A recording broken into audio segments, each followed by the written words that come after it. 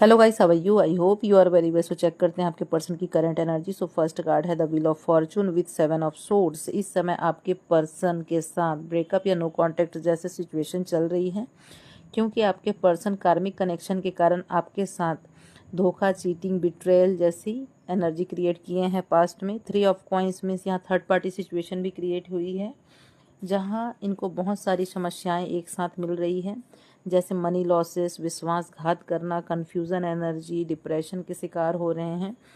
और third party में इतने ट्रिगर झेलने के बाद आपकी वैल्यू समझ में आ रही है। आप कितने अच्छे नेचर के थे, कितने लविंग, केयरिंग, सपोर्टिंग नेचर के थे, इनको अब आपकी वर्थ समझ में आ रही है। अब आपके साथ एक नई शुरुआत करना चाहते हैं, लेकिन किस मुंह से वापस आएंगे, कन्फ्यूज्ड हो रहे हैं कि आप इनको एक्सेप्ट करोगे या रिजेक्ट करोगे। इस बात का इनको बहुत डर है, क्योंकि रिश्ते इनकी